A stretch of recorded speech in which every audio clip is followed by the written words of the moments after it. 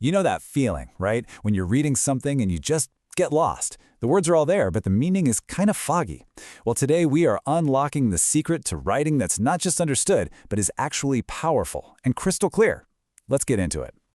So, to kick things off, I've got a little puzzle for you.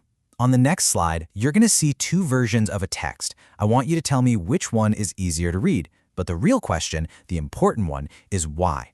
What makes one version feel so much clearer than the other? Okay, here they are. Version A on the left, B on the right. Just give them a quick scan. Now, they both have the exact same information, word for word, pretty much. But I'm willing to bet you found version B way smoother. It just flows, right? Well, that's not magic. It's all about a few small but absolutely crucial connecting words that guide you from one idea to the next. That secret sauce in version B, it all comes down to two big ideas in writing: cohesion and coherence.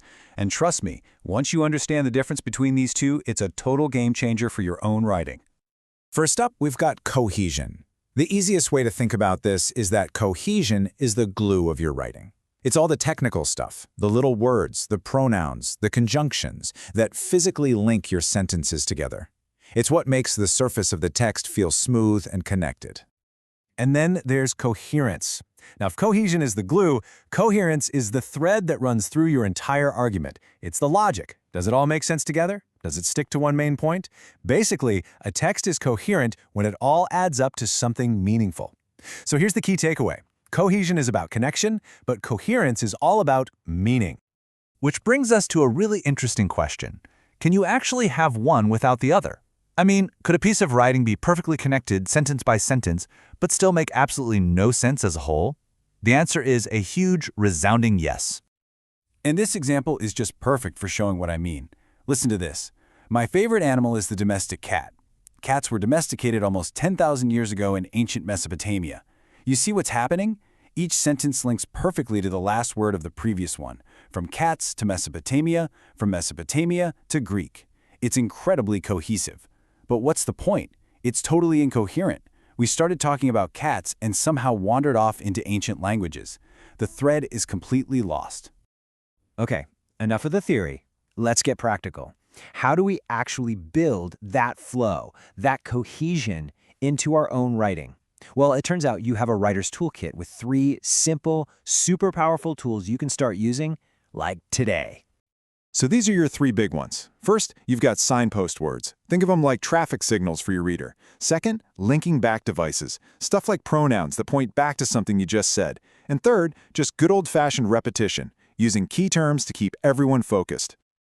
Now let's see these tools in the wild, because this is where it gets really interesting. Check out this paragraph.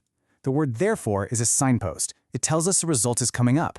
However is another one, signaling a big contrast. And that little word this, that's a linking back device, pointing right back to the thermal pollution in the sentence before. You see how they stitch everything together? It's brilliant. And here is something you might want to grab a screenshot of. This table gives you a whole bunch of those powerful signpost words, all broken down by what they do. Whether you need to show contrast, a result, add another point, there's a word for that. Seriously, just having a list like this on hand is one of the fastest ways to level up your writing. All right, so we've pretty much mastered the sentence-to-sentence connections. Now it's time to zoom out a bit and look at the bigger picture, the architecture of your writing. Let's talk about paragraphs. This is where coherence really gets a chance to shine. If you remember only one single thing from this whole section, make it this. One idea, one paragraph. That's it. That is the golden rule. Every single time you want to shift to a new, distinct idea, you have to start a new paragraph.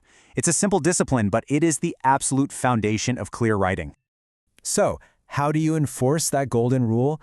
You do it with a strong topic sentence. The very first sentence of any paragraph has one job, and one job only: to tell the reader exactly what that paragraph is going to be about. Think of it like a promise, or a roadmap for what's coming next. Just look at these examples. They are crystal clear promises, right? You read that first one, and what do you expect the rest of the paragraph to be about? Well, precautions for avoiding plagiarism? Of course. The second one? Advantages of online education. It's so simple, but a good topic sentence leaves absolutely no room for confusion. Okay, so just like a paragraph can get overstuffed with too many ideas, so can a single sentence. And this, my friends, is one of the most common traps writers fall into. It's a surefire way to destroy clarity and make your work a nightmare to read. Just try to read this thing. Go on. It is a single 60-word monster of a sentence. I guarantee by the time you get to the end, you have totally forgotten how it started. It is trying to do way too much at once, and because of that, it communicates almost nothing. But now, look at the transformation. That one tangled up sentence is now 4 short, clear, concise ones. Each sentence handles one little piece of the puzzle. The total word count is about the same, but it's 1,000 times more readable. The ideas haven't changed, but now they're presented in a way our brains can actually digest. That's the power of just breaking things down. So, to wrap all of this up, I want to leave you with one final, powerful metaphor that perfectly captures how cohesion and coherence work together. I want you to start thinking of your writing not as just a block of text, but as a relay race. Here's how it works. Every sentence you write is a runner in the race, and that main idea you're trying to get across, that's the baton. Your job as the writer is to make sure there is a perfect, seamless handoff from one sentence to the next. Those linking words, those clear topic sentences, that's what makes a flawless handoff. That's your cohesion. And when every handoff is perfect, the baton, your idea, gets carried effortlessly all the way to the finish line. And that is coherence. So the next time you sit down to write anything, don't just think about the words you're putting down. Think about the race. Think about that baton. And ask yourself, how will you guide your reader with perfect handoffs and a clear path all the way to their finish line?